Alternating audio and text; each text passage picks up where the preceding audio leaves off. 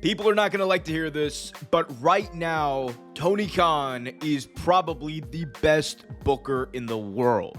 There is no one who is booking as consistently good television. There is no one who is booking consistently well put together storylines and who is booking the best, keyword, best professional wrestling of any company in the entire world like Tony Khan is in this moment in 2025. He is on track to be the Booker of the Year, and I would argue that in 2025, not only does Tony Khan stand out against his contemporaries like Triple H, like Gedo in New Japan, like the head bookers in TNA like Carlos Silva and everyone else, I think in 2025, Tony Khan may have done his best booking job of his career.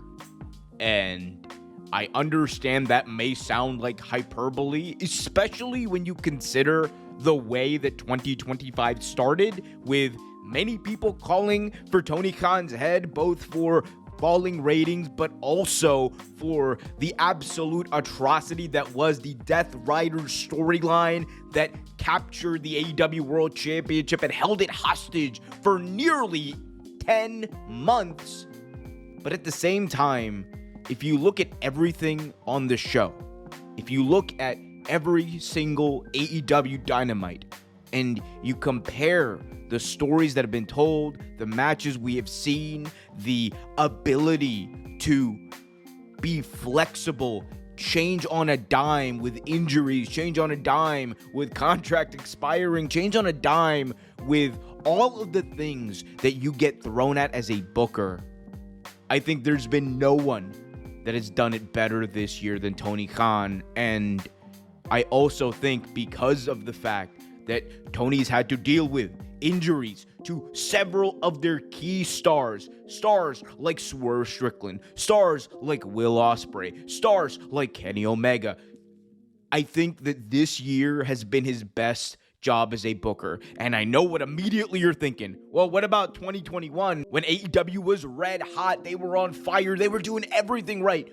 Well, the reality is, I think in 2021, it was a combination of good booking for sure, but also AEW having insane star power. They had all of their stars healthy, and they were adding new mega stars nearly every single month. Stars like Adam Cole appeared.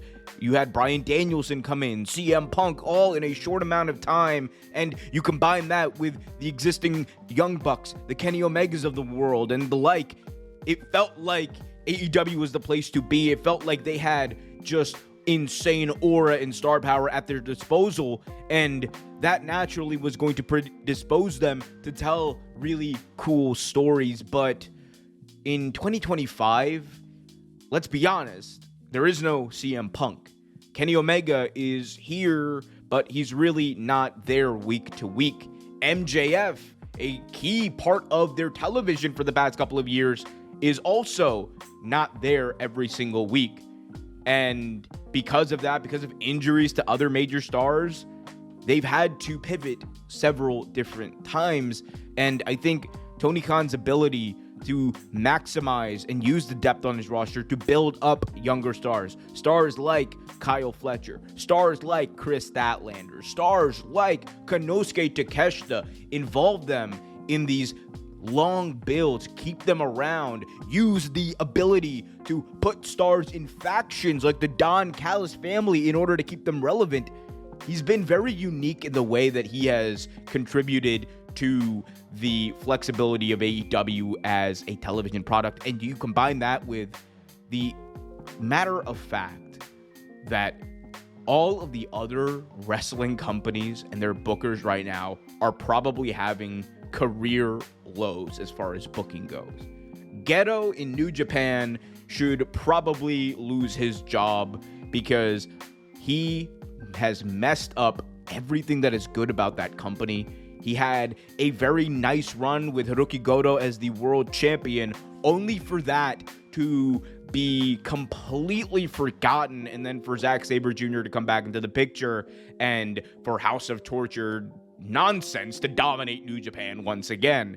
You look at Triple H, which it's no secret that Triple H has regressed considerably as a booker. He is simply not the guy that we all thought he was. He is simply not the booker that he was even just 2 years ago.